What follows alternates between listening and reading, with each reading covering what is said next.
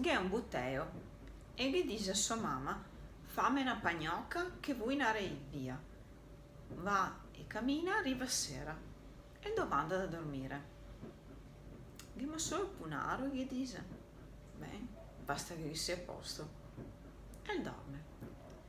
Quando che è mattina, non cata via sua pagnocca.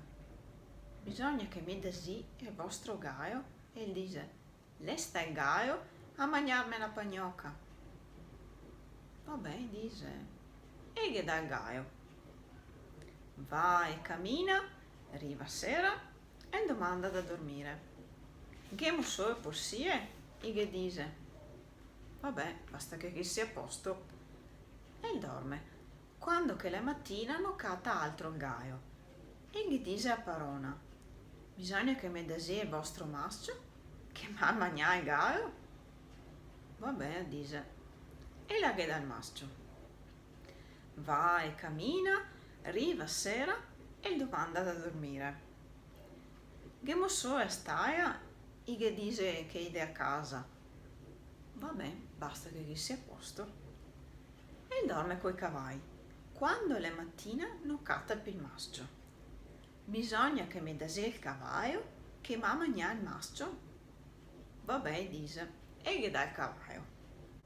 Va per la strada e cata funerale di una donna e ferma la gente. Se me dasi la morta e che dice suoi parenti, mi vedavo il mio cavallo. Vabbè, dice, e fa scambio e lui mette la morta posà alla porta della casa. L'era sarà e il batte, e viene a versare e la donna casca per terra. Bisogna che me dasina vostra fioia perché ma vi copà donna. Vabbè, dice, e che dà una fioia. Adesso, per non far fatica, i semina sulle spalle una volta a paromo. Ea lo sente parlare. Ascolta. Da una pagnocca so passà un gaio, da un gaio so passà un mascio, da un mascio so passà un cavallo, da un cavallo so passà una donna morta, da una donna morta so passà una bella donna che la me porta. La che dice ea, cosa dici tu?